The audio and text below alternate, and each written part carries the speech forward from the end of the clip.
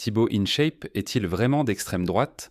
Blast lui a consacré une vidéo au titre accusateur Thibaut InShape, un idiot très utile. Depuis, Pofton, son nom était souvent associé à la droite radicale, parfois même au fascisme. Lui affirme qu'on lui prête des idées dès qu'il n'a jamais défendu. Alors, cette étiquette décrit-elle réellement ses positions ou remplace-t-elle l'analyse? Sa réputation ne vient pas seulement de son drapeau français.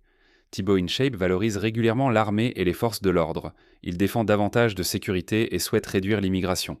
Il traîne aussi d'anciens messages racistes et homophobes, publiés avant sa célébrité. Il les a reconnus et dit les regretter. Ces éléments doivent être examinés. Mais suffisent-ils à démontrer qu'il appartient à l'extrême droite? Encore faut-il définir les mots. On ne peut pas classer quelqu'un à l'extrême droite simplement parce qu'on le trouve trop à droite. La droite radicale associe généralement une vision restrictive de l'appartenance nationale à une forte valorisation de l'ordre. L'extrême droite va plus loin lorsqu'elle remet en cause les principes démocratiques ou l'égalité politique. Aimer le drapeau français ou réclamer davantage de policiers ne suffit donc pas à trancher. Regardons ce que Thibaut InShape affirme lui-même. Dans sa vidéo consacrée à la politique, il soutient le mariage et l'adoption pour les couples homosexuels. Il défend aussi le droit des femmes à disposer de leur corps. Sur les religions, il appelle au respect et condamne les commentaires racistes publiés sous ses contenus. Ces positions correspondent à la mal au portrait d'un militant réactionnaire voulant revenir sur les droits acquis. Cela ne signifie pas qu'il serait neutre. Sur l'immigration, il demande plus de contrôle et insiste sur les devoirs des personnes accueillies. Il reconnaît toutefois une obligation humanitaire envers ceux qui sont en danger. Sur la sécurité, il défend une autorité publique plus présente. Son expérience personnelle compte probablement dans cette position puisqu'il raconte avoir été agressé à 17 ans. Son discours économique valorise le travail et l'entreprise. Il souhaite aussi soutenir la production française, tout en acceptant que ses impôts financent tant que la solidarité envers les plus fragiles. Tout cela dessine une sensibilité de droite patriotique et sécuritaire. Mais est-ce déjà l'extrême droite? Après les législatives de 2024, Thibaut InShape a révélé avoir voté pour Ensemble, la coalition présidentielle. Un vote ne résume pas toute une idéologie. Cette information fragilise pourtant l'image d'un militant du Rassemblement national qui cacherait ses convictions.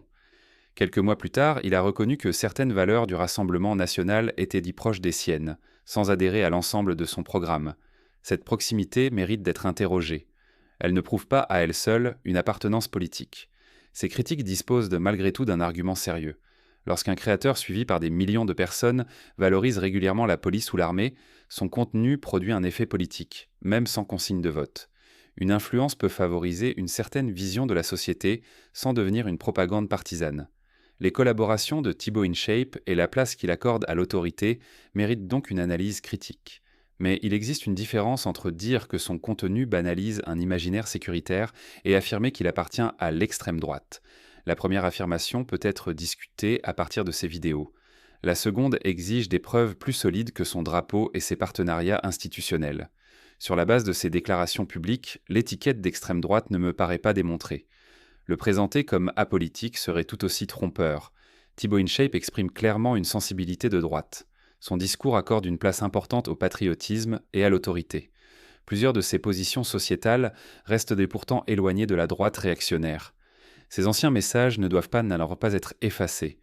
Ces prises de position actuelles ne doivent pas non plus être remplacées par ce que ses adversaires supposent qu'il pense. Une critique sérieuse doit partir de faits précis. Une étiquette ne peut pas remplacer la démonstration. À force d'appeler extrême droite toute opinion située au-delà de sa propre frontière idéologique, on finit par rendre le terme inutilisable. Mais répondre patriotisme à chaque critique permet aussi d'éviter d'examiner l'effet politique de ses contenus. Alors où placez-vous la frontière? Quelle déclaration précise de Thibaut InShape justifie, selon vous, cette étiquette? Sortez des lignes.